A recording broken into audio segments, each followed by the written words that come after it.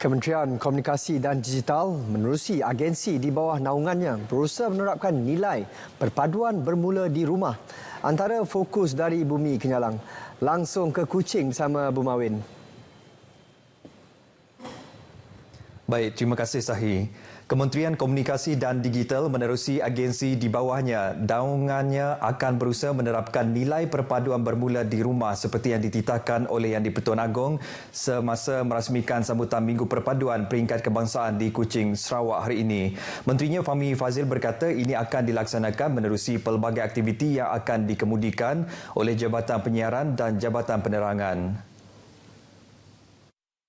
Bagi saya ini satu perkara yang sangat menyentuh, memberi kesan kepada saya. InsyaAllah bersama-sama dengan rakan-rakan di Jabatan Penyiaran dan Jabatan Penerangan, kita akan usaha sedaya upaya untuk menerapkan sebaik mungkin nasihat dan pandangan tuanku dalam pelbagai aktiviti yang akan kita jalankan sempena Minggu Perpaduan. Beliau turut menjunjung kasih atas titah nasihat dan pandangan baginda mengenai 3 perkara penting yang perlu disemai dalam kalangan rakyat Malaysia bagi memperkukuhkan perpaduan. Jelasnya ia bukan sahaja perlu difahami tetapi dijiwai oleh rakyat Malaysia.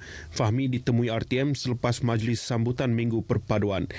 Dalam pada itu, orang ramai menyambut baik titah Yang di-Pertuan Agong. Kepentingan perpaduan ini pada rakyat Malaysia untuk menegakkan keharmonian dalam negara kita. Supaya rakyat, bila perpaduannya ada, so rakyat dia macam bersatu hati dalam semua perkara dan dalam segi politik dan ekonomi negara. Di mana yang tuanku tadi berkenaan dengan perpaduan sebagai aset negara untuk masa depan. Itu satu yang patut kita halusi dan kita fahami apa maksud tuanku.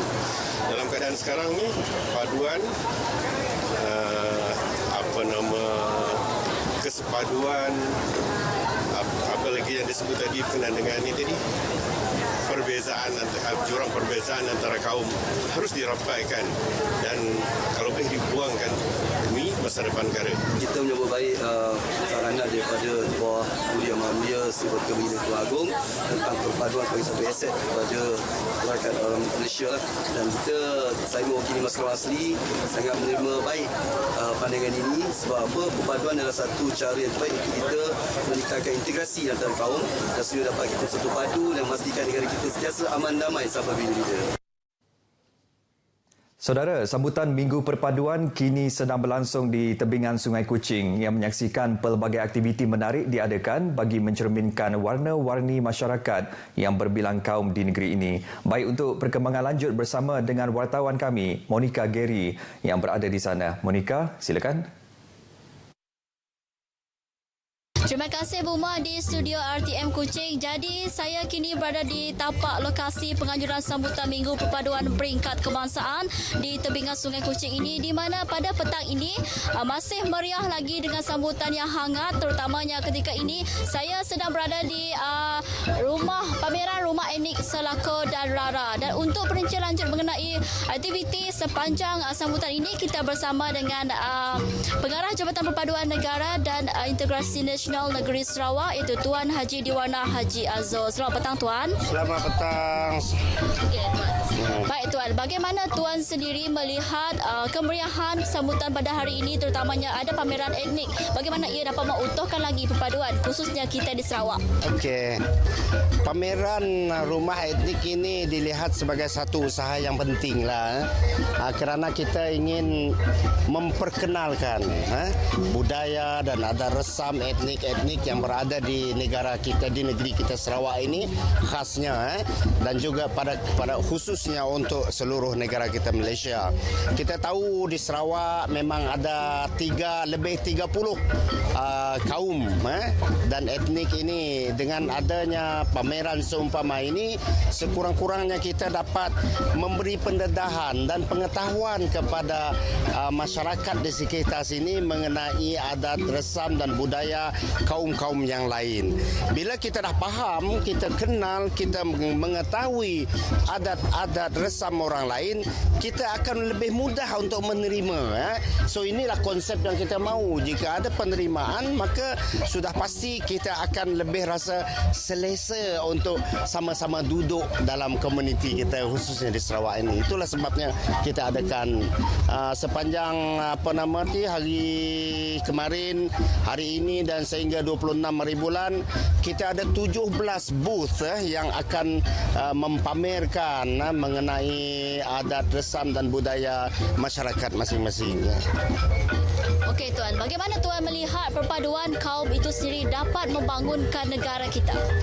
Oh, sudah pasti kalau kita dapat hidup dengan aman dan damai, memang lagi mudahlah kerajaan melaksanakan rancangan serta projek-projek pembangunan. Kita dapat lihat di negara-negara lain di luar negara macam mana yang berlaku di Timur Tengah kan. Apabila negara rakyat dalam negara mereka tidak dapat hidup dengan aman, sudah pasti pembangunan negara tidak akan dapat dilaksanakan dengan baik. Jadi bila kita dapat hidup dengan baik seumpama ini, mungkin kerajaan tak perlu risau lagi untuk merancang macam mana nak membangunkan ekonomi serta kehidupan masyarakat dalam komuniti kita ini. Jadi itulah sebabnya perpaduan itu menjadi punca dan ataupun key kepada pembangunan negara ini. Baik, terima kasih Tuan atas perkongsian tersebut. Jadi masyarakat di sekitar Kuching, marilah kita meriahkan beramai-ramai. Pada sebelah malam ini nanti bermula pada pukul 7 malam turut diadakan persembahan di pentas utama yang akan menampilkan pelbagai banyak artis tanah air kita seperti Datuk Seri Siti Nurhaliza, Jacqueline Victor dan Elvin Chong dan banyak lagi. Marilah kita bersama-sama turun untuk melihat sendiri persembahan tersebut. Itu saja yang dapat saya kongsikan langsung dari tebingan Sungai Kuching ini. Sempena sambutan Minggu Perpaduan di Sarawak kembali kepada Buma di studio RTM Kuching. Silakan. Terima kasih Monika atas laporan anda. Baik, kita ke berita seterusnya. Program Berami Gawai Anjuran Miri FM sebelum ini telah memberi impak yang baik dan menyeluruh kepada semua masyarakat khususnya kaum Dayak. Malah program ini merupakan salah satu platform untuk memastikan tradisi perayaan Gawai tidak luput ditelan zaman. Di samping usaha RTM untuk turun padang dan bertemu masyarakat melalui penganjuran radio di lokasi. Menteri Pengangkutan Sarawak Datuk Seri Lee Kim Shin berkata, penerapan elemen dan nilai ekonomi menerusi penganjuran program seperti ini bukan sahaja dijadikan wadah pertemuan kepelbagaian masyarakat, malah menjadi medium untuk terus memperkukuhkan jalinan bermufakatan antara pelbagai kaum. Beliau amat yakin bahawa program Berami Gawai ini bukan sahaja mempromosikan artis-artis tempatan tetapi mampu mengetengahkan adat dan budaya masyarakat Dayak yang dapat dilihat dan dirasai sendiri oleh penduduk tempatan.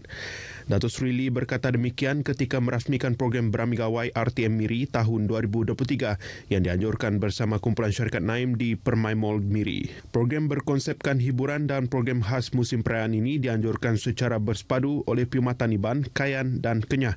Dirakam dan akan disiarkan pada 1 Jun 2023 di saluran Miri FM dan YFM Kuching sempena sambutan Hari Gawai Dayak 2023. Turut hadir pengurus stesen RTM Miri Lydia Payarinyut, mewakili pengarah penyiaran negeri Sarawak dan penolong pengurus operasi pengurusan hartanah kumpulan syarikat Naim Ermi Rozaimi. Rang Undang-Undang Majlis Kraf Sarawak 2023 yang diluluskan Dewan Undangan Negeri Sarawak Selasa lepas diharap dapat memperkasa industri kraf di negeri ini. Adun Lingga Dayan Noraza Awang Sohor percaya langkah itu juga dapat mempromosi produk kraf Sarawak ke tahap yang lebih tinggi dan secara tidak langsung memberi manfaat kepada penggiat serta pengusaha kraf tempatan. Justru itu, beliau berharap pengusaha kraf Sarawak terutamanya di bahagian Seriaman dapat mempergiatkan lagi penghasilan kraf dengan meningkatkan mutu serta keaslian produk yang dihasilkan.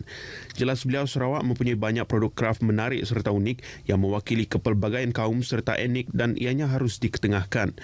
Dayang Nuraza berucap pada program Jom Berambeh Belanggar Raya peringkat bahagian Seriaman di Bandar Simanggang. Majlis ini turut dihadiri Residen Bahagian Seriaman Abang Muhammad Porkan Abang Budiman serta Pengerusi Agensi Pembangunan Seriaman Datuk Seri Rohani Abdul Karim. Manakala Abang Muhammad Porkan dalam ucapannya berharap Jabatan Kerajaan Negeri dan Persekutuan di bahagian Seriaman dapat memperkukuh kerjasama bagi memastikan agenda pembangunan di bahagian itu dapat dilaksana dengan lancar. Ia juga menuntut kerjasama daripada pemimpin di peringkat akar umbi khususnya Ketua Masyarakat dan Ketua Kaum. Baik saudara, perkongsian itu tadi mengakhiri berita dari Sarawak. Salam Malaysia Madani. Kita kembali bersama Sahi di Angkasa Puri. Sahi, silakan. Baik, Bu Mar, terima kasih.